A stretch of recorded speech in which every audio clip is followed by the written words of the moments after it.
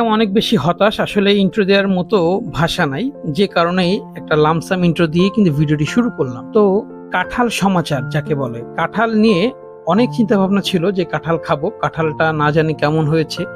Phone করে বলা হয়েছে যে এখানে কাঁঠাল অনেক বেশি মজা, অনেক অনেক পাকাপোক্ত হয়, এই কাঁঠালটা আসলে খেলে অনেক বেশি ভালো লাগবে। তো সেই চিন্তা ভাবনা করেই ছুটে গেলাম আসলে কাঁঠাল খেতে। কিন্তু কাঁঠাল খেতে যে কাঁঠালের যে এই অবস্থা হবে আমি আসলে নিজেও বুঝতে পারিনি। তো আমি আসলে খুবই হতাশ। এই হতাশের স্কেল যদি আমি বলতে চাই, আমি মানে কোনো স্কেলেও আমার এই হতাশি ভাবটা ধরা পড়বে না, ঠিক আছে, আই থিঙ্ক। তো যাই হোক, যেহেতু কাঁঠাল হয়েছে গাছে, তো সেই কাঁঠাল নিয়েই আজকে ভিডিওটি। তো চলুন ভিডিওটি শুরু করা যাক। এটা হলো আমাদের নাজমা গার্ডেন, এটা আমার মার নামেই। নাজমা গার্ডেন স্থাপিত হয় 2006 সালে। 2006 সালে এটা টোটালি একটি ধান ক্ষেত ছিল, সেখান থেকেই আসলে ডেভেলপ করে এরকম একটা বাগান বাড়ি বানানো হয়েছে। এবং এই বাগান বাড়ি থেকে একটা সময় শত শত মন আম পেড়ে আমরা খেয়েছি, এবং অনেক সুমিষ্ট আম গাছ এই বাগানটাতে আছে। তো আসলে এটা অনেক বেশি ভালো লাগার জায়গা। তো আজকে আমি এখানে গাছ লাগাচ্ছি, এখানে হচ্ছে লাগাচ্ছি তাল গাছ।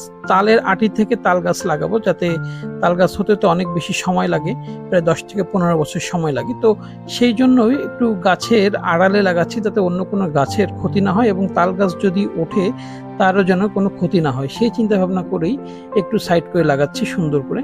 আমাদের এখানে 6 থেকে 7টা পাম অয়েল গাছ আছে, সেগুলো অনেক বড় হয়ে গিয়েছে অলরেডি পাম ফল পাওয়া যাচ্ছে, এবং সেখান থেকে পাম অয়েলও পাওয়া যায়। কিন্তু প্রসেসিং এর অভাবে বা সঠিক প্রসেসিংটা বাংলাদেশে কতটুকু আছে, যেটা মালয়েশিয়া অনেক বেশি আছে, কিন্তু বাংলাদেশে কতটুকু আছে সেই জায়গা থেকে এটা একটু পিছিয়ে পড়ে আছি আমরা। তো বাই দ্য ওয়ে, আমি শুনেছি ডুমুরিয়াতে নাকি এই পাম অয়েলের একটা কারখানা পাওয়া গেছে, এখানে নাকি পাম অয়েল নাকি বানায়। যদি কেউ জেনে থাকেন অবশ্যই আমাকে কমেন্ট করে জানাবেন যে ডুমুরিয়া অথবা চুকনগরে এখানে যদি কোনো পাম অয়েল কোম্পানি থাকে যে ফল থেকে প্রসেসিং করে তেল বানানো হয়, তাহলে আমার জন্য অনেক বেশি উপকার হতো। যাই হোক, আজকে যেহেতু শুক্রবার, তো চলুন সে কাঁঠাল নিয়ে শুনি আসলে কি ছিল কাঁঠালের গল্পটি। অসময়ে কাঁঠাল খেতে আসলাম আমাদের নাজমা গার্ডেন এই বাড়িটাতে। তো ভাবছি, আমাকে ফোন করা হয়েছিল যে কাঁঠাল নাকি তারা কেটে রাখছে আমার এই বাড়িতে যারা আছে তারা। তো আসলাম, গাড়ির গ্যাস ট্যাস 500 টাকার গ্যাস ট্যাস ভরে লয়ে আইলাম। আইয়ান দেখতেছি যে এই যে কাঁঠাল দেখছেন তো অলরেডি ভিডিওতে যে কি অবস্থায়, চাক চাক ধরে গেছে। কাঁঠালে কোনো মিষ্টি নাই, কোনো ঘ্রাণ নাই, কোনো কিছু নাই। যদি এই গাছে এটা ফার্স্ট কাঁঠাল, এই গাছটাতে এই কাঁঠালটা প্রথম হয়েছে।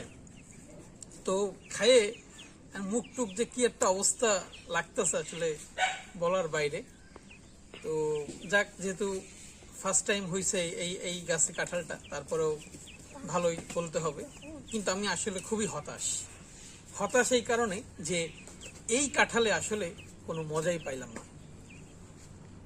তো দেখা যাক, ইনশাল্লাহ সামনের বছর গাছে আবার যখন ফল হবে, কাঁঠাল হবে, হয়তো বা সেই কাঁঠালটি এবারের চাইতে আরো অনেক বেশি ভালো হবে। তো সেই পর্যন্ত অপেক্ষা করি।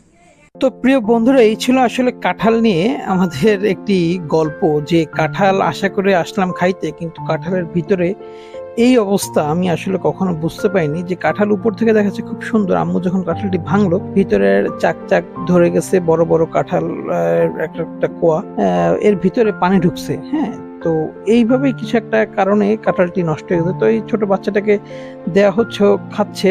আসলে আমি খেয়ে দেখলাম কাঁঠালে আসলে কোনো মজাই নেই। তো কাঁঠালে উপর থেকে পানি ঢুকছে, যে কারণে কাঁঠালটি নষ্ট হয়ে গিয়েছে। তো যেহেতু এই গাছের প্রথম কাঁঠাল, কাঁঠাল যখন ভালো হইলো না, তখন তো আসলে কপালই খারাপ বলতে গেলে। আমার ইউটিউব চ্যানেল নাম হচ্ছে মুনসেজান। ইউটিউবে যে সার্চ করবা, মুনসেজান লিখবা, পেয়ে যাবে ইউটিউব চ্যানেলটি। সেখানে ঢুকে ফার্স্ট টাইম একটা যে কাজটা করবা, সাবস্ক্রাইব করবা, পাশে থাকা বেল আইকনটি ক্লিক করবা। তার আমি যত ভিডিও আপডেট দেবো সাথে সাথে তোমার এখানে নোটিফিকেশন চলে যাবে যে আমি একটা ভিডিও আপলোড দিছি, সাথে সাথে ভিডিওটি দেখতে পারবা। তো এরপরে এখান থেকে বেরোয় চলে আসলাম। চলে এসে এখান থেকে যখন বেরোচ্ছি, তখন এই ঘরটা আমার কাছে খুবই ভালো লাগে। এটা হচ্ছে আমাদের আরাফাত ভাইদের ঘর। তো এই এই ঘরটা এগুলো কিন্তু প্রত্যেকটা নাট বল্টু দিয়ে খোলা যায়। এবং এটা হচ্ছে মুন্সিগঞ্জ, শরীয়তপুর, মুন্সিগঞ্জ, শিবচর এই অঞ্চলের মানুষজন এই ঘর বেশি ব্যবহার করে থাকে। সেখান থেকে ট্রাকে করে নিয়ে আসা এবং এনে এখানে সেটিং করে এই ঘরটাকে তুলছে। তো এই টাইপের ঘর খুব আমার একটা ইচ্ছা যে আমি একটা কিনবো। তো ইনশাআল্লাহ দেখা যাক, সামনে একটা সময় হয়তো বা নিয়ে নেব। তো আজকের ভিডিওটি এইখানেই শেষ করছি। দেখা হবে নেক্সট ভিডিওতে। আমি মুনসেজান বিদায় নিচ্ছি। ভালো থাকবেন, সুস্থ থাকবেন। আসসালামু আলাইকুম।